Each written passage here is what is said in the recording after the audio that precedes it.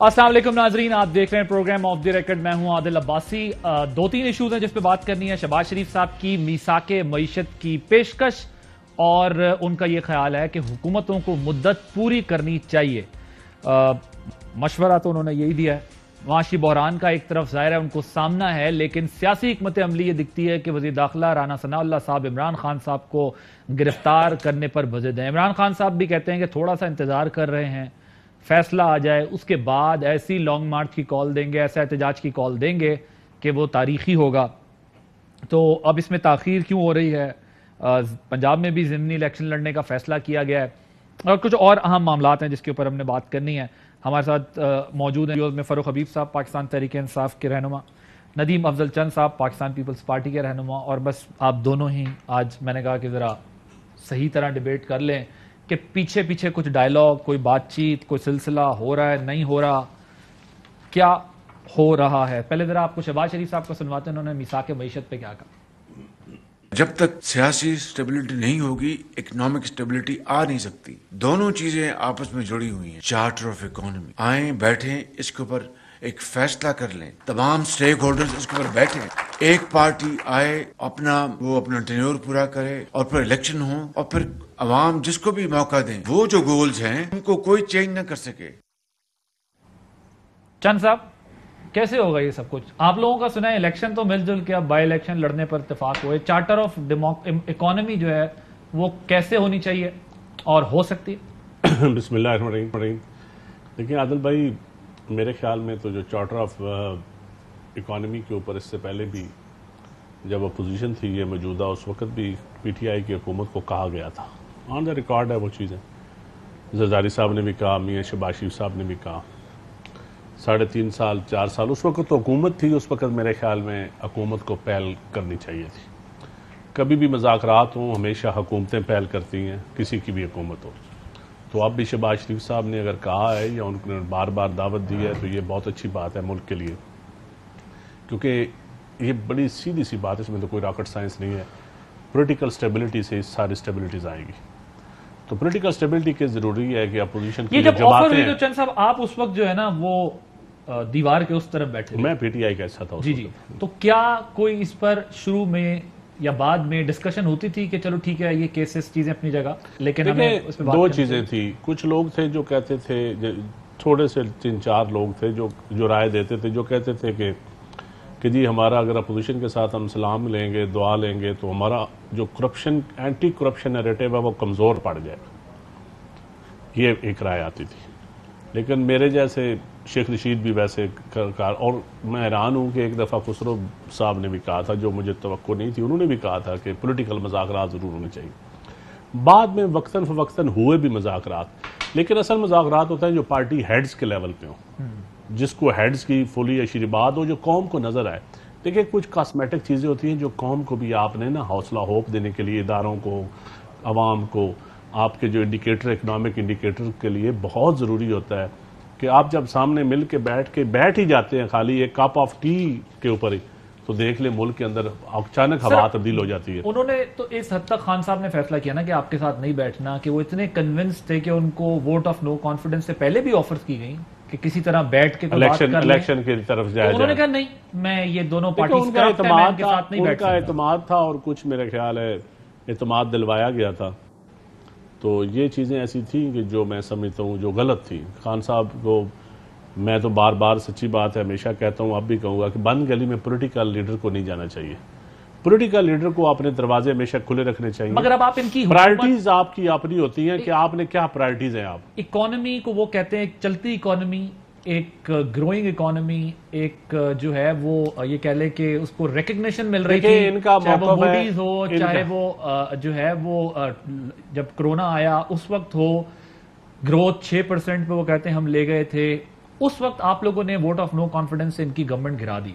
तो वो इस एनवायरनमेंट में आपके साथ क्यों बैठेंगे? और क्योंकि जो वोट ऑफ नो कॉन्फिडेंस है, मैं पहले भी कई दफा कह चुका हूं कि बहुत सारे लोग थे जो नाराज थे, जो हुकूमत अपोजिशन को बार बार कहते थे कि आप नो कॉन्फिडेंस मोशन क्यों नहीं लाते, और अपोजिशन पीडीएम का मौक़िफ़ था इस्तीफे देने का, और लेकिन पीपल पार्टी का मौक़िफ़ बड़ा वाज़ेह था कि हम आइनी रास्ता इख्तियार करेंगे। पहले दिन से बिलावल साहब ने कहा कि आइनी रास्ता इख्तियार किया जाएगा, ये गहरा ही नहीं रास्ता है कि आप जत्था लेके लॉन्ग मार्च लेके आप बैठ जाएं और आके हुकूमत गिरेगी तो हम जाएंगे। तो अब आप हुकूमत पूरी क्यों मदद करना चाहते हैं? अब तो आइन कहता है, यानी आप कहते हैं अगर वोट ऑफ नो कॉन्फिडेंस ये दोबारा आपको घर भेज दें तो ये बेशक भेज दें, इनका हक है, राइट है जनाब। वोट ऑफ लोग अगर मेजोरिटी हुकूमत के पास नहीं होगी तो हुकूमत को नहीं रहना चाहिए। बिल्कुल कहते हैं कि मीसाके मईशत कर लेते हैं, बाकी सियासत चलती रहेगी, कुछ चीज़ों के ऊपर इत्तेफाक कर लेते हैं। नहीं, देखें बात यह है कि मिसाके मईशत जो है ये इसकी ज़रूरत क्यों पेश आ रही है? इसकी ज़रूरत इनको अब इस वजह से पेश आ रही है कि ये ख़ुद फंस चुके हैं और ये ख़ुद बंद गली में फंस चुके हैं और मुल्क को 60 रोज़ के अंदर इन हालात के अंदर सामने ले आए हैं कि कोई एक सियासी जमात की तो हुकूमत है नहीं, स्वाय पीटीआई को छोड़ के तमाम लोग ही हुकूमत में आ चुके हैं और तमाम लोग ही जो है वो वज़ीर बन चुके हैं। अब मामला ये है कि जिस हुकूमत के अंदर आँख किसी की हो, कान किसी का हो, नाक किसी का हो, हाथ किसी की हो और पीछे सोच किसी और की हो, वहाँ पर फिर जो है वो इस किस्म के ही फैसले होते हैं। चंद साहब ने अभी ख़ुद फरमाया कि जो पॉलिटिकल स्टेबिलिटी है, जो सियासी इस्तेहकाम है, वो बड़ा ज़रूरी है माशी इस्तेहकाम के हवाले से। तो उसका बुनियादी हल ये है कि आप कहते हैं जी कि माशी डायलॉग करना है, कर लेते हैं माशी डायलॉग, लेकिन पहले जो है वो पाकिस्तान की आवाम के पास चले, उनसे फ्रेश मैंडेट लेकर आएँ, उनको मुंतखब करने दें अपना वज़ीर आज़म, अपना वज़ीर आला, उनको मुंतखब करने दें। अब मामला ये है कि आपने राजा रियाज जो है उनको आपने बना दिया है अपोजिशन लीडर, जिन्होंने लेनी है टिकट नवाज शरीफ से अगला इलेक्शन लड़ने की और अब उनका वोट भी शुमार नहीं हो रहा। तो जब वो अपोजिशन लीडर बन गए, वो बैठ के आप मेंबर्स भी अपॉइंट कर रहे हैं इलेक्शन कमीशन के अपनी मर्जी के। एक तकरीर मुझे उठा के दिखा दें, ये जितने गए थे ये कहते थे ना महंगाई हो गई, अब महंगाई नहीं हुई, अब महंगाई का तूफान आ गया है और गरीब आदमी का ब्लड बाथ कर दिया गया है। ये इमरान खान जो थे, जो महंगाई का सुपर साइकिल आया हुआ था, उसके आगे बंद तो इमरान खान ने बांधा हुआ था।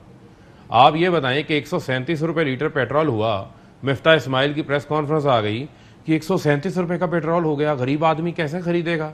अब 210 रुपये का हो गया है। जो मरियम कहती थी कि 1 रुपया बढ़ने से मियाँ साहब के दिल को तकलीफ होती है, अब तो मियाँ साहब का दिल भी ठीक हो गया है, चेहरा भी ठीक हो गया है, सब कुछ ठीक हो गया। खुदा खौफी करें, 60 रुपये आपने एक हफ्ते में पेट्रोल बढ़ा दिया। मुझे तो वो नदीम अफजल चंद याद है कि जो कैबिनेट में बैठ के आम आदमी की बात किया करता था, आज वो नदीम अफजल चंद जो है वो कह रहा है कि इस हुकूमत को 5 साल जो है वो पूरे करने दें। ये मांगे तांगे की हुकूमत को जो है वो आप छोड़ें। ये बोझ जो है वो आपको भी, ये बोझ जो है वो चंद साहब भी उठा रहे हैं, इनके हल्के में भी उठा रहे हैं। आज किसान, आज किसान एक सादा सी बात है ना आदिल अब्बासी, सादा सी बात देखें, आज डीजल की कीमतें, पेट्रोल की कीमतें बढ़ गई, गैस की कीमतें बढ़ गई, आज आपकी जो है वो खाद अवेलेबल नहीं है किसान को, आज नहरों में पानी मौजूद नहीं है। आपने जो बिजली की बार बार बात कर रहे थे, कहते हैं जी पुरानी हुकूमतों ने महंगे इंपोर्टेड कोयले के प्लांट्स लगाए, किसने लगाए? शहबाज शरीफ ने लगाए, मैंने तो नहीं लगाए थे। महंगा कोयला लेके कहते मुल्क में कोयला मौजूद था, डैम्स नहीं बने, तरजीहात किसने ठीक करनी थी मुल्क की? 40 साल आप लोग बारी बारी इस हुकूमत आते रहे हैं, किसने हालात को ठीक करना था? हालात को ठीक नहीं किया। ठीक, आज ये मेरे पास इकोनॉमिक सर्वे की जो है वो रिपोर्ट मौजूद है, ये मैं आपको बता देता हूँ। ये चंद साहब भी इनको देख लें, इकोनॉमिक सर्वे आ गया, 6% ग्रोथ आ गई। आपका तामीराती शोबा 3.1% ग्रोथ, बिजली आपने 7.9% ग्रोथ की। 1 मिनट दे दें, 1 मिनट। उसके बाद आपकी जो कंस्ट्रक्शन सेक्टर में सरमायाकारी 49% आपकी बढ़ी। आपका आईटी का सेक्टर जो है वो 11.5% आपका बढ़ा। आपकी एक्सपोर्ट्स में 29% इजाफा हुआ। आपकी 6.5% खिदमात के शोबे में इजाफा, इंडस्ट्री के शोबे में 7% इजाफा। आप मुझे ये बताएं कि जब मईशत अच्छी खासी चल रही थी तो क्या जरूरत पड़ी थी कि आप एक अमेरिकी साजिश के पीछे आ गए, रजीम चेंज किया? इसका जवाब मैं लेता हूं, लेकिन भारत सस्ता तेल ले रहा है रशिया से। मैं चंद साहब को कहता हूं समझदार आदमी है, यही मशवरा उनको दे दें, बल्कि बिलावल साहब को मशवरा दे दें कि रशियन वजीर खारजा को फोन करें, जिनके नाना ने जो है वो अमेरिका के अंदर करारदादे फाड़ के आगे थे।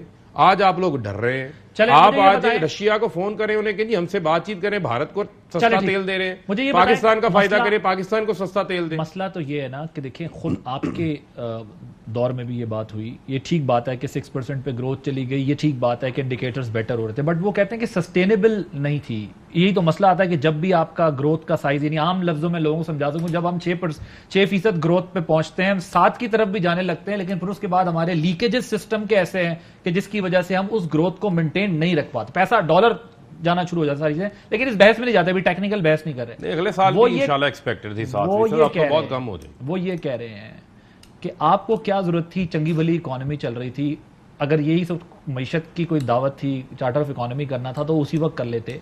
और वो ये कहते हैं कि आप ये बात ठीक कर रहे हैं, मीडिया चीखता था पेट्रोल महंगा, अशिया खुरोनोश महंगी, हर चीज के ऊपर शोर शराबा मीडिया डलता तो था। आज भी चीख रहा डॉलर है। सर, मीडिया का क्या चीख सर रहा अब 60 रुपए अगर बढ़ेगा पेट्रोल 1.5 महीने में, तो मीडिया को चीखना क्या, गला फाड़ देना चाहिए आप अपना। सवाल एक। कर लें फिर मुझे जवाब दें। दूसरी चीज मैं ये कह रहा हूं, वही सब चीजें तो हो रही हैं।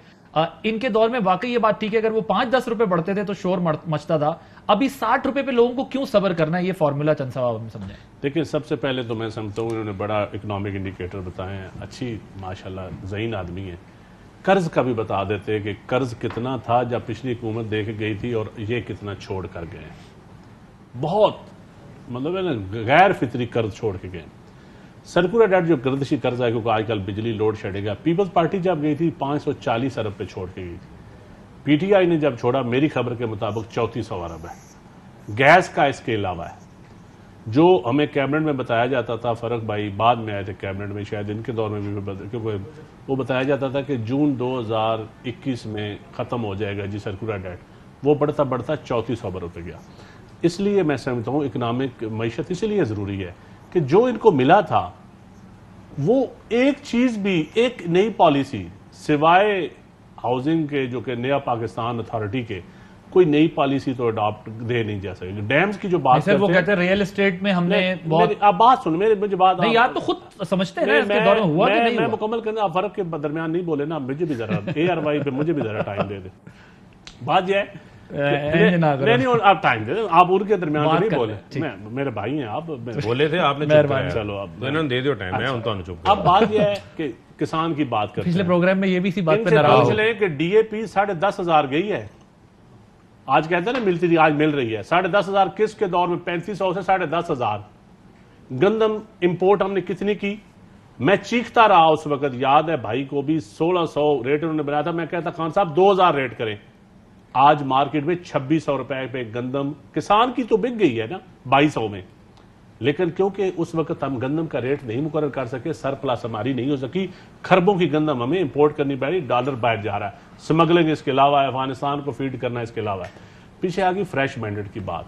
जब आप हुकूमत में थे तो अपोजिशन कहती थी कि फ्रेश मैंडेट की तरफ जाएं, सारी चीजें थी, उस वक्त नहीं जाया जाता था। तो जब आप अपोजिशन में आ गए तो अब आपको फ्रेश मैंडेट की जरूरत आ गई। अच्छा, पिछले हफ्ते मुझे ना जरा देखें, एक मीटिंग मुझे बता दें जो 4 सालों में खान साहब ने अपोजिशन के साथ की हो किसी नेशनल इशू के ऊपर। सर वो तो कहते हैं कि ये करप्ट है, मैंने इनसे बात ही नहीं की। ये इशू करप्ट तो देखिए हर जमात में होते हैं, अच्छे लोग भी होते हैं, बुरे भी होते हैं। आप जानते हैं मैं क्या कह रहा हूं, आपको पता है, आप मुझे पता वो कहते हैं हर जमात में PTI समेत करप्ट भी हैं, अच्छे भी हैं, हर जमात में होते हैं। ये एक सिस्टम के जरिए आहिस्ता आहिस्ता जो करप्शन इंशाल्लाह खत्म होगी, जब इंस्टीट्यूशनल हम रिफॉर्म्स करेंगे उस तरफ हम जाएंगे। ठीक, जब हम चेयरमैन नैब नया नहीं लगा सके, एक्सटेंशन देने पे मजबूर हो जाए, इंस्टीट्यूशनल रिफॉर्म्स क्या करेंगे? और किस दौर में एक्सटेंशन दी गई? खान साहब की पुरानी वीडियो जो मैं खान साहब को एक आइडियल समझा था, वो उसमें एक्सटेंशन का लफ्ज ही नहीं था। इनकी वीडियो में कहते हैं ये गलत होती है एक्सटेंशन। आप याद है पुरानी वीडियो जरा? बिल्कुल बिल्कुल सही बात है। वो कहते हैं अगर इदारों के अंदर इतने अब देखें ना जी, अब अगर सिर्फ हम ये कहें कि वो नाम ले के किसी लीडर का, देखें मैं खान साहब ही कहूंगा ना, तो मैं तवक्को रखूंगा कि मेरी लीडरशिप को फर्क भाई भी अच्छे अल्फाज से याद करें। अगर ये मेरी लीडरशिप को गाली देंगे तो मैं फिर मजबूर हो जाऊंगा, हालांकि ना चाहते हुए भी। अब अलमिया ये है आपको जवाब दे दूंगा। 41 अरब की जरूरत होगी मईशत को टोटल, मिफ्ता इस्माइल साहब बता रहे हैं हमें। 21 अरब सिर्फ डेट सर्विसिंग में जाना है। आपने 21 अरब डॉलर्स डेट सर्विसिंग में जाना है, तो आधा तो समझे आपकी मईशत चलती ही कर्जे के ऊपर है ना। कर्ज इधर आए, कर्जे उतारे, फिर कर्ज लेते भी है कर्ज देने के लिए, चलती कर्ज के ऊपर है ना सारा निजाम उसके ऊपर। दूसरा, लास्ट वीक मेरे पास किसान इत्तेहाद के चेयरमैन मौजूद थे, वो कह रहे थे कि डैप नहीं मिल रही, महंगी मिल रही है, और सबसे बड़ी चीज, आप तो खुद ज़राअत की बहुत बात करते हैं ना, रियल एस्टेट के बिजनेस ने इस मुल्क में इंडस्ट्रीज, जो कि शुगर इंडस्ट्री ने, जिसके लोग बड़ी तादाद में पार्लियामान के अंदर मौजूद हैं, पॉलिसी साज हैं, हर पार्टी के अंदर हैं, उन लोगों ने वहां किसान को पहुंचा दिया कि आपके पास तो ज़राअत का अपनी वो स्कोप बचता ही नहीं है। वो कहते हैं अभी हम पहली दफा इसमें थोड़े से बेहतर हो रहे थे कि अब दोबारा हमें जो है वो खाद नहीं मिल रही। किसान की जो बेहतरी हुई है ना, इसमें हुकूमत का कोई रोल नहीं है अभी तक, ना कोई पिछली हुकूमत का रोल था, ना कोई इस हुकूमत का अभी कोई रोल है बेहतरी के लिए। अच्छा, मैं एडमिट करता हूँ।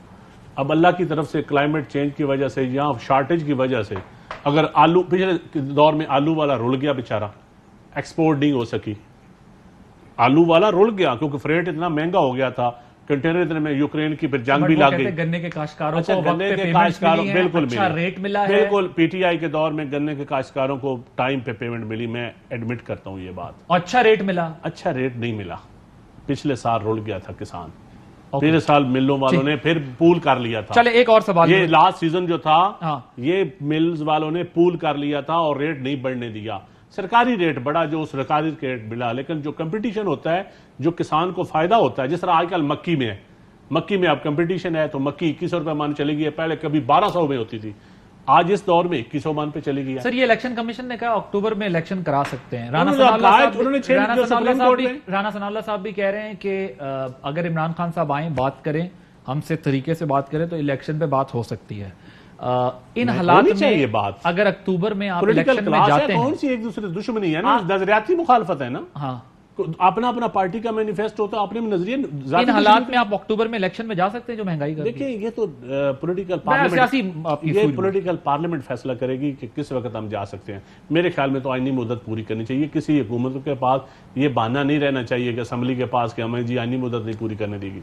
सर, ये इस पे पहले आप जवाब यकीनन देना चाहेंगे, जरा वो दे दें, फिर मुझे ये भी समझना था, ये जो पीटीआई में खुद कुछ बम्बार तैयार हुए हैं, ये क्या मामला है जो कह रहे हैं कि हम अगर कुछ वो गिरफ्तारी हुई है, कोई चीज हुई, तो फिर हम खुद कुछ बम्बार बने? देखिए, बुनियादी तौर के ऊपर अभी चांद साहब बात कर रहे थे कि किसान के हवाले से कि मतलब पीटीआई का जो है वो कोई करतार नहीं। देखें मामला क्या है, मामला ये है कि जो आप जवाब दे सकेंगे। मैं इसलिए कह रहा हूं कि जो 1200 अरब रुपया पैकेज दिया था आपने कोविड के ऊपर, आप रिकॉर्ड उठाकर दे ले, किसान को 1 रुपया भी नहीं मिला। चले, मामला ये है 1200 अरब टोटल एसएमई इंडस्ट्री। अच्छा, अब जरा सुन लें। देखें मामला क्या है, मामला ये है कि जो आपकी डीएपी है, डीएपी आप इंपोर्ट करते हैं, और जो इंपोर्ट का रेट है आपका डीएपी का इंटरनेशनल का, वो आप चेक कर लें। हमने 8 महीने खाद के प्लांट्स चलाए, इनके हुकूमत में आते साथ खाद के प्लांट्स जो है वो बंद हो गए, उनको गैस की सप्लाई रोक दी गई, जिससे प्रोडक्शन रुक गई। जो खाद की भी आज अगर आप बोरी इंपोर्ट करें तो आपको 11,000 रुपए में पाकिस्तान में मिलेगी खाद की बोरी। एक तो डॉलर का डिफरेंस आ गया, और उससे भी उसके बाद डॉलर का डिफरेंस अगर मैं ऐड कर दूं, ये जो 25 रुपए एनर्जी पे जो रेट्स सारे 25 रुपए, फिर सप्लाई ना होना, अब अगर आप ऐड कर दें तो जो 25 रुपए आपका डॉलर, आपका रुपया डीवैल्यू हुआ है, तो उससे उसकी कीमत और बढ़ गई। हमने मुल्क का 3 अरब डॉलर जो है वो बचाया, वरना आपको ये इंपोर्ट करनी पड़नी थी। इसके अलावा ये कहते हैं जी गन्ने के किसान को रेट नहीं मिला। मैं आपको मिला, सुन लेना, नहीं कहते हमारा कोई करदार 3 साल में मिला, हमारा नहीं, सुन ले, लास्ट ईयर, 1 मिनट, नहीं सारे ईयर्स का बता, पिछले 3 साल में अच्छा मिला। चांद साहब मुझे मुकम्मल कर, नहीं मैं आपको तायद कर रहा हूं। हमारे दौर के अंदर मुझे आप ये बता दें कि शुगर माफिया के खिलाफ कार्रवाइयां हुई, जो केन कमिश्नर थे सिलेक्टेड, सुन लें, जो केन कमिश्नर थे जमान वटू उनका नाम था, मिल्स के ऊपर FIR हुई, जो बकाया जात थे वो ही निकाले। आप किसी भी गन्ने के किसान को फोन कर लें, वो आपको बता देगा। कपास, जो हमारी कॉटन थी, कॉटन ग्रोइंग एरियाज में शुगर मिलें लगती नहीं, जाके किसी ने एहतजाज नहीं किया, हमने एहतजाज किया, हमने कॉटन की पैदावार बढ़ाई। पिछले साल 6 मिलियन बेल्स हुई थी, इस साल जो है वो 8.5 मिलियन यानी 85 लाख मिलियन बेल्स हुई, और 5500 रुपया उसका स्पोर्ट प्राइस मुकर्रर की थी। 17,000 रुपया फुट्टी का रेट किसान ने कपास का रिसीव किया है। जो आलू के काश्तकार की बात करते हैं, मेरे फैसलाबाद के अंदर जो आलू वाले हैं, जिनको मैं जानता हूं, सबसे बड़ी हमारी सब्जी मंडी है वहां पर, और वो लोग खुशहाल हुए। इसके अलावा जो मकई का रेट है वो पिछले साल 1500 साल का जवाब लेना, 1500 अरब रुपया इजाफी उनके पास गया। कोविड-19 दुनिया की मईशतें सुकड़ गई, भारत की मैशियत -7%, 9% बरतानिया की। आप कोविड के अंदर फैक्ट्री बंद नहीं होने दे रहे। आप 60 लाख हमने 3.5 साल में नौकरियां क्रिएट की, नून लीग ने 5 लाख की थी। बुनियादी तौर के ऊपर हमारा जो हाउसिंग का सेक्टर है, उसके अलावा ये कहते हैं सवाए हाउसिंग के एहसास प्रोग्राम के तहत एहसास कफालत का न सिर्फ नंबर बढ़ाया, एक मिनट हेल्थ कार्ड तो नहीं था ना, एक मिनट, जो हेल्थ कार्ड है 10 लाख रुपए का मुफ्त इलाज, वो शुरू हुआ कि आज पंजाब के अंदर वो मिल रहा है लोगों को, उसको रोल बैक किया जा रहा है, स्लो डाउन किया जा रहा है। कामयाब पाकिस्तान प्रोग्राम आप चेक करें, अखुवत को फोन करें, डॉक्टर अमजद साकिब को, 5 लाख रुपए के हिसाब से बिला सूद 2 अरब रुपए उन्होंने तकसीम कर दिया था। ये उसको चलाएं, आम आदमी को पैसा दें, गरीब आदमी को। ये क्या कर रहे हैं, गरीब आदमी पे बोझ डाल रहे हैं। आटे का थैला 20 किलो का कितने का बढ़ा है आपको पता है? 200 से 300 रुपए उसका रेट बढ़ गया है। वो गरीब आदमी जिसने खानी 2 वक्त की रोटी है, उसने फ्रूट भी नहीं खाता, वो रोटी खाता है, लेकिन मसला उसका बजट डिस्टर्ब कर दिया है। बजट एक मिनट, जो 100 यूनिट आदिल जो 100 यूनिट जिसके घर में एक बल्ब एक पंखा चलता है, 100 यूनिट महीने का चलाता है, उसका बिल अगर 2000 रुपया महीना आता था, अब 4000 देना है उसने अगले महीने से। वो कैसे देगा? वो अद्वियात कहां से लेगा? उसका बजट कैसे चलेगा? देखिए आपने ये सब्सिडाइज करना है हुकूमत खाद की, भाई मेरे पैसे होंगे तो सब्सिडाइज करेगा। लॉजिक है कि खाद की बोरी अगर इंपोर्ट करें तो 10,500 क्यों इंपोर्ट करें भाई? 11,000 के 37 बिलियन हम खाद के ऊपर सब्सिडी दे रहे हैं गैस की माध्यम इंडस्ट्री को, 60 बिलियन आप वापडा को सब्सिडी दे रहे हैं किसान के नाम पर, 100 बिलियन रुपया वो सब्सिडी ले रहे हैं किसान के नाम पर। क्यों खाद हम आप कंपटीशन इंपोर्ट हम क्यों करें? नलायक हुकूमतें इंपोर्ट करती हैं, नलायक निकम्मी हुकूमतें गंदम इंपोर्ट करती हैं। जो किसान से मोहब्बत करने वाली हुकूमतें वो इंपोर्ट नहीं करती, एक्सपोर्ट करती हैं। क्या बात करते हैं, ये कर दी है। अच्छा भाईजान अपनी बारी पे बेनजीर कार्ड के अलावा एहसास प्रोग्राम में मेन कामयाबी है उस प्रोग्राम का एग्जिट होना, कि 1 साल 100 बंदा ऐड हुआ है उस प्रोग्राम में और 20 बंदे उस प्रोग्राम से खुशहाल होकर निकल गए। एग्जिट प्रोग्राम उसको कहते हैं। एक बंदा एग्जिट हुआ है उस प्रोग्राम में कामयाबी के साथ। मुझे मैं चैलेंज करता हूं 4.5 हमने 8 लाख बंदा वो निकाला है आपने, वैसे 8 लाख बंदा आपने डिलीट किया है। 19वें ग्रेड का, 20वें ग्रेड का, 22वें ग्रेड का, और चीज है। पीपल्स पार्टी ने सास प्रोग्राम में डाला हुआ है, वो और चीज है। एग्जिट करना कि आप खुश फर्क हबीब खुदा न खासा बेनजीर कार्ड में था तो वो 3 सालों में खुशहाल होके अब वो नहीं लेता। ये होता है कामयाब प्रोग्राम की कामयाबी। ये बेनजीर पार्ट की, बेनजीर सोड प्रोग्राम की ये मिथ थी, ये उसका बैकग्राउंड था। इस मुल्क में जितनी महंगाई हुई है, जो मईशत का हाल हुआ है, इधर पॉसिबल है कि आप उस बंदे को डिलीट कर सकें? मैं हमेशा हम कहते हैं कि जी पीटीआई वाले कहते हैं रिफॉर्मिस्ट हुकूमत थी। रिफॉर्मिस्ट हुकूमत, फिर कोई एक इदारा मुझे बता दे जिसमें रिफॉर्म्स हुई हो। रिफॉर्म्स हो, मैं चैलेंज करता हूं, एक इदारा बता दे। नहीं रिफॉर्म मेरे भाई एक इदारा बता दे जिसमें रिफॉर्म्स हुई हो 4 सालों में। वो खुद भी नहीं बता, मैं माजरत कर लूंगा, और वो बता भी दे दो, कोई है नहीं। देखिए एक बात, मुझे ब्रेक नाम बता दें, एक सुन लेना, मुझे ये बताएं। नहीं बताएगा इदारे का नाम, नहीं बताएगा। मैं बता देता हूं, बता देता हूं। जिन एक मिनट, जिन इदारों को 40 साल लगाकर बड़ी मेहनत से खराब किया हो, बड़ी मेहनत से खराब किया हो, हबीब साहब, उनको ठीक होने में भी वक्त लगता है। मैं आपको आप 12 ना करते, लेकिन 2 में भी रिफॉर्म को बता पाते हैं। पीआईए में हमने अच्छा बंदा लगाया, पीआईए का खसारा कम हुआ, रिफॉर्म्स आई। सुन ले, पीआईए का खसारा कम हुआ, रिफॉर्म्स आई। पीटीवी की मैं आपको बात करता हूं। पीटीवी हम प्रॉफिट के अंदर छोड़ के गए। जब हम आए थे 40 करोड़ रुपए हमें खसारे के अंदर मिला था। आज जो वहां पर हशर नशर शुरू हुआ है वो भी किसी के सामने में नहीं। 1.5 अरब रुपया प्रॉफिट में हम छोड़ के रेवेन्यू में इंक्रीज करके पीटीवी का मैं आपको बता रहा हूं, रेवेन्यू हम इंक्रीज करके गए हैं। इसी तरीके से सुन लेना, इसी तरीके से ये जो एफबीआर का रेवेन्यू इंक्रीज हुआ है, ये घर बैठे 3800 पे था, आज आप 6200 से ऊपर जा रहे हैं। नहीं वो तो आपकी रिकवरी ठीक है, वो पीटीवी का चैलेंज कर रहे हैं, लेकिन एफबीआर वाली बात आपकी दुरुस्त है। एफबीआर का पीआईए के जो, लेकिन एक बात है ना, पीआईए के ऊपर जो एक स्टेटमेंट गई थी, उसके बाद आज तक। एक मिनट, ख्वाजा साद रफीक जो कि पीआई जो वजीर है एविएशन के, उनको सवाल हुआ, उन्होंने जवाब दिया असेंबली के अंदर, जो पीआईए का जो डेफिसिट था, जो खसारा था, उससे वो कम हुआ है। जनाब क्या बात कर 30 सेकंड पीआईए के अंदर आपको पीटीवी में 2000 बंदा था, 2008 से 2018 में 2200 बंदा मजीद रखा है। माले मुफ्त दिले बेरहम। इदारे रिफॉर्म्स जो होते हैं ना, रिफॉर्म्स होते हैं शख्सियात के मरूनी मिन्नत नहीं होते। शख्सियात चली भी जाएं, इदारे फलते फूलते। जिस तरह नादरा का इदारा, कभी इसमें रिफॉर्म्स हुई, नादरा बना, जो मर्जी चेयरमैन आए, नादरा ने तरक्की की, बेनजीर जिनका स्पोर्ट प्रोग्राम पीपल पार्टी ने बनाया, जो मर्जी आए इसका हेड करें, नाम चेंज करें, जो मर्जी करें, बीबी की तस्वीर हटाएं, रिफॉर्म्स हुई तैयार। अब सेहत कार्ड इन्होंने शहबाज शरीफ ने शुरू किया था, इन्होंने कामयाबी के साथ उसको चाहा, ये होती है रिफॉर्म शुरू किया था। अच्छा, मुझे ब्रेक लेना है क्योंकि आप दोनों की ये बहस खत्म हो गई। ब्रेक के बाद डिस्कशन को ऐसे करेंगे और ये भी बात करेंगे कि राना सनाउल्लाह साहब एक तरफ कह रहे हैं कि हम गिरफ्तार भी करना चाहते हैं, दूसरी तरफ मुज़ाकरात की भी बात कर रहे हैं, तो ये सब कुछ कैसे मुमकिन होगा या ये सिर्फ सियासी बयानात हैं? आफ्टर दिस ब्रेक जी, वेलकम बैक। राना साहब एक तरफ कहते हैं हमने गिरफ्तार करना है, दूसरी तरफ कहते हैं मुज़ाकरात पे आ जाए।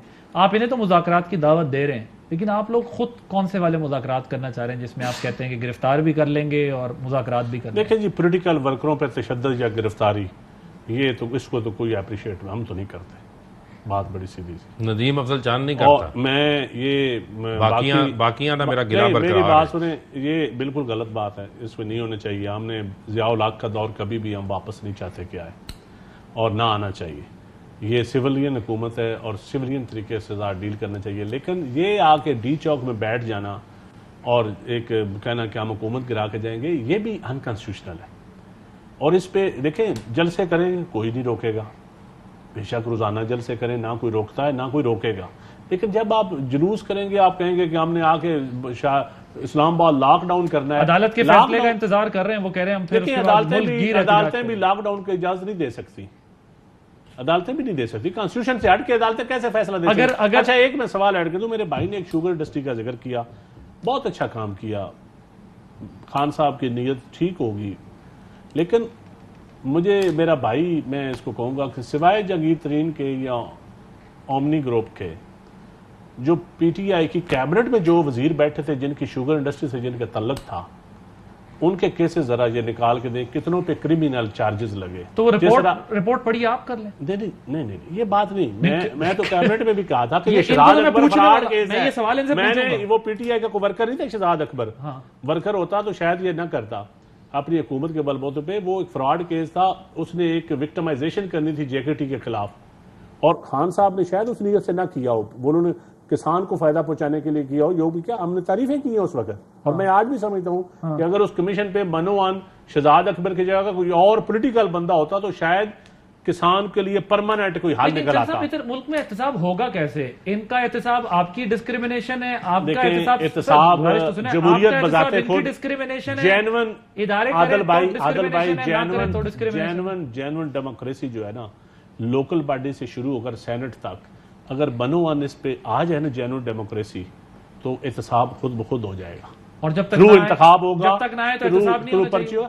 ये देखिए, पॉलिटिकल इंजीनियरिंग और चीज है, एहतसाब और चीज है, विक्टिमाइजेशन और चीज है, एहतसाब। अगर एहतसाब के जरिए आप जमातें बनाएं, हुकूमतें बनाएं या हुकूमतें गिराएं, ये एहतसाब नहीं है। अगर आप कह रहे हैं कि वो रिपोर्ट जहांगीर तरीन और उसका नाम एक ओमनी का नाम निकाल के ग्रुप का, बाकी ये देख लें किस किस के नाम है, जो पीटीआई में लोग थे, इसका मतलब आपकी कन्विक्शन है ना कि ये लोग हो सकते हैं, लेकिन उनके नाम शुगर मिलेगा, उनका कोई स्टॉक चेक नहीं हुआ, उनको कोई क्रिमिनल चार्जेस नहीं लगे। मैं यही सवाल आपके सामने रख रहा हूं कि आपकी गवर्नमेंट है, अगर वो लोग हैं तो आप उनके खिलाफ एक्शन तो फिर ये कहेंगे, इन दो को बेशक निकाल के ले, फिर कहेंगे कि फिर विक्टिमाइजेशन हुई, तो फिर इस मुल्क को लूटा किसने है? लुटने वाला लुट तो है अवाम।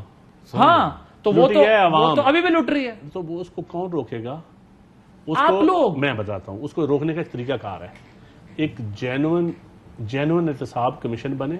जेन्युइन कौन बनाएगा? जो पॉलिटिकल हम बनाएंगे, पहले भी बनाए, पॉलिटिकल नहीं, हम 99 से लेके आज तक बने भाई। एहतसाब, मेरी बात सुने, जब ये एहतसाब का इदारा बना ना, तो इसका मकसद ही गलत था। कितने सिवाय सियासी लोगों के, कितने लोगों का एहतसाब हुआ? ठीक, अच्छा, अगली बात, एहतसाब का इदारा आप इतना तगड़ा कर देते कि दूसरों का भी एहतसाब। देखिए, मैं समझता हूँ अदल की बुनियाद पे एहतसाब होना चाहिए, खा आप एहतसाब के जरिए करें, खा FIA के जरिए करें, खा पार्लियामेंट के जरिए, लेकिन अदल की बुनियाद पे नहीं होगा तो कोई नहीं मानेगा। जब नैब गेयर अप हुआ तो क्या मियां साहब ने या पीपल्स पार्टी ने ये नहीं कहा कि इनके नाखून लंबे हो गए, कुतरने पड़ेंगे, चादर और चार दीवारी का ख्याल रखें? कहा ना, कहा वो जेन्युइन बात है। जब आप इनके दौर में नैब KP में एक्टिव हो रहा था, उनको भी पैगाम चला गया, ध्यान करना। बाद में उन्होंने कहा कि डर ये बात निकली कि यही डर ये है कि किसी को कुछ हो ना जाए। खान साहब ने अपनी स्पीचेस में कई दफा कहा है कि बिजनेसमैन और ब्यूरोक्रेसी इस इंतसाबी निजाम की वजह से हमारा सिस्टम तेज नहीं हो सका, मेरे ऊपर दबाव और किस में रिफॉर्म्स हों। ये खान साहब ने खुद एडमिट कई दफा शायद खान साहब अभी भी कहते हैं ब्यूरोक्रेसी ने कंप्लेंट्स की जा जाके इदारों में कि भाई ये निकाले, हम काम नहीं कर सकते। देखिए कोई भी एक अदल की बुनियाद कौन करेगा? देखिए मामला पॉलिटिकल लोगों ने करना है यार, अल्टीमेटली और किसने करना है? देखिए एक मिनट, और एंकरों ने करना है, कभी नहीं करेंगे, पॉलिटिकल लोगों ने करना है। हमारा तो छोड़ दें। नहीं, मैं मिसाल दे रहा हूं ना, आप दूसरी क्लास है ना। आदिल बुनियादी तौर के ऊपर क्या देखें, जो करप्शन है, करप्शन के खिलाफ कोई एक शख्स नहीं लड़ता, करप्शन के खिलाफ पूरा माशरा लड़ता है। पहले बुनियादी तौर पर सोशल प्रेशर इसको क्लियर बिल्कुल ठीक बात है। दूसरी चीज मुझे आप ये बताएं कि जब आप बिल्ली को दूध की रखवाली पे बैठा देंगे तो फिर आप क्या नताइज हासिल करेंगे? आपने पूछा फिर बिल्ली और दूध, बिल्लियां तो हर महकमे में। सर सुन लेना, मैं ये कहता हूं कि इसको हर जमात में। सर सुन लेना, फिर इसको आगे लेके चलते हैं ना।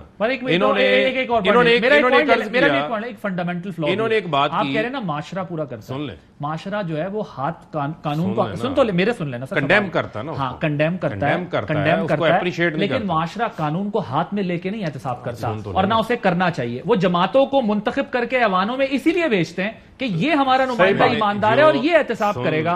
वहां पर हर पार्टी के अंदर गड़बड़ निकल, और हम एक दूसरे को गालियां निकालने पे 4 साल जाया करते हैं। तो फिर अच्छा गालियों से आगे चलते हैं ना, जरा गालियों से आगे चलते हैं। मामला क्या है? अल्हम्दुलिल्लाह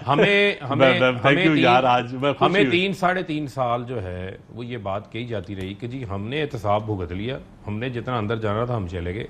ये जो एहतसाब का कानून है ना, ये जो एहतसाब का कानून है, ये अल्फाज यूज होते थे, ये अब आपके ऊपर इस्तेमाल होगा।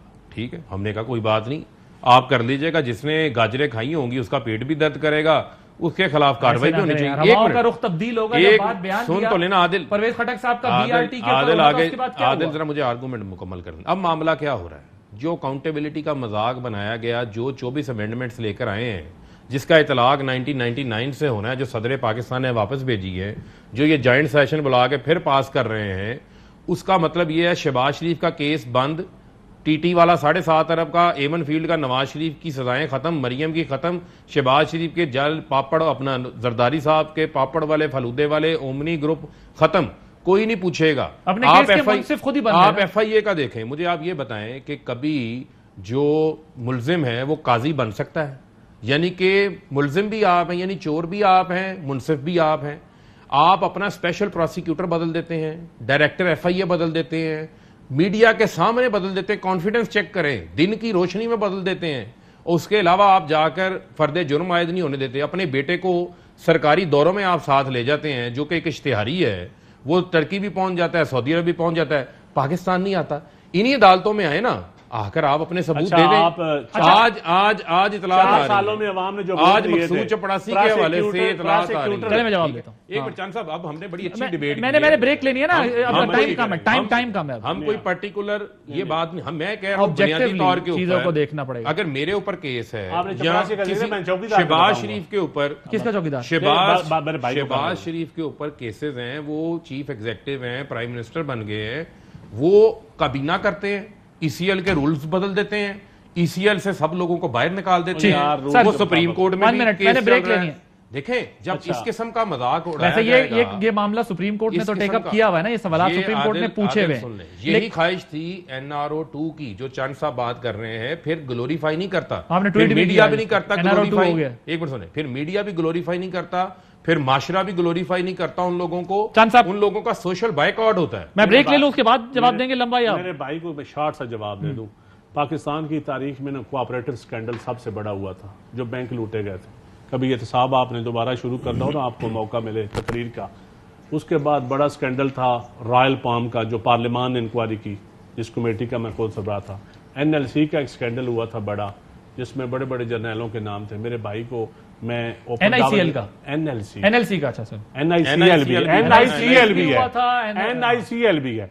अब मेरे भाई को मैं कहूंगा, बिल्कुल सारे थे, मेरे भाई को मैं कहूंगा कि इन सारों की लिस्ट निकाले, पिछले 5 सालों में कितना काम किया एहतसाब का इसके ऊपर। प्रोसिक्यूशन, इन्वेस्टिगेशन हुकूमतें इसलिए होती है रिफॉर्म्स करने के लिए। कितनी हमने जुडिशियल रिफॉर्म्स की पिछले 4 सालों में, ताकि ये सिस्टम स्पीड अप हो जाए। किसने रोका था? जुडिशियल रिफॉर्म्स तैयार थी, किसने रोका था? किसने रोका था? मैं रातों रात होनी थी, 4 साल थोड़े थे यार। मैं बताऊं किसने रोका था? 4 साल। सुन लेना, आपने 4 अगर साल आपने अगर Judicial reforms के लिए आपने 4 अगर साल। मिसाक करना है तो फिर इन चीजों के ऊपर आप मिसाक तो करें ना भाईजान, बिस्मिल्लाह पढ़े, ये हम नहीं तो कर बैठे रहे ना आप लोग नहीं, डायलॉग करें आप इसके ऊपर। रातों रात जो है वो हाँ, नैब को वो ताला दिल्ली- लगाने वाला दिल्ली- 24 और यार, अमेंडमेंट्स का कानून ले और आते हैं। नैब भाईजान नहीं, बाजी अदल की तरफ जाओ यार, नैब से अदल नहीं आएगा। अदल नहीं, की नहीं, डेफिनेशन अदल- पढ़ो, अदल की तरफ मेरी जाना है। जान अदल की डेफिनेशन पढ़े। अदल के रास्ते का जो अशर नशर किया हुआ है, थोड़ी पीछे चले जाते क्या हैं ना। यार, नहीं क्या सियासी भर्तियां नहीं होती थी? किधर? बता दें मुझे।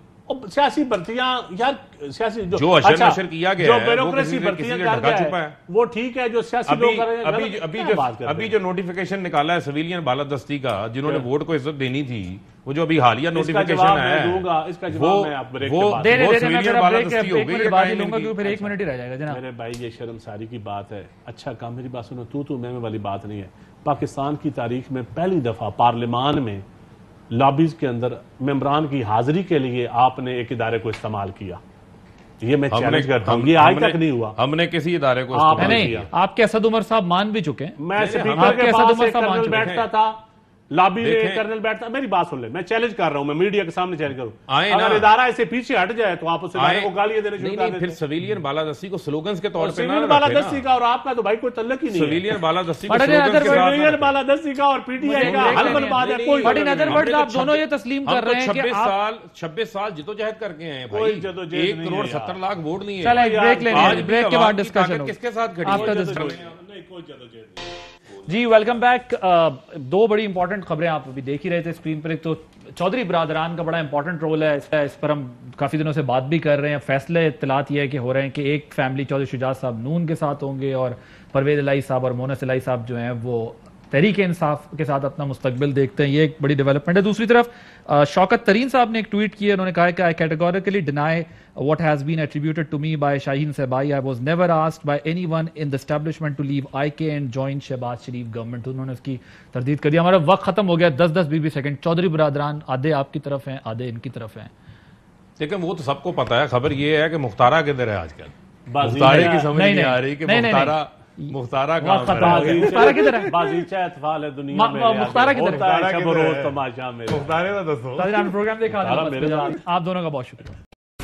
अहम तरीन खबरें अब एक क्लिक की दूरी पर। आपके पसंदीदा टॉक शोज हों या अहम मुल्की या गैर मुल्की शख्सियात की न्यूज कॉन्फ्रेंसेस, हर लम्हा बाखबर रहने के लिए सब्सक्राइब करें हमारा YouTube चैनल। मौसम की सूरत हाल हो या खेल के मैदान से खबरें, अपने मोबाइल फोन से मुल्की और बैनुल-अक़वामी अहम खबरों तक रसाई के लिए डाउनलोड कीजिए मोबाइल ऐप। बावसूख ज़राए से मुसद्दिका खबरों, तज्ज़ियों और तबसरों से मुस्तफीद होने के लिए विजिट कीजिए पाकिस्तान की सबसे बड़ी न्यूज वेबसाइट www.arYnews.tv। इन सब के अलावा पाकिस्तान का सबसे बड़ा फेसबुक पेज हो, सबसे बड़ा न्यूज इंस्टाग्राम अकाउंट या फिर ट्विटर, ARY न्यूज पहुंचा रहा है खबरें सबसे पहले आप तक, ताकि आप रहें हर लम्हा बाखबर।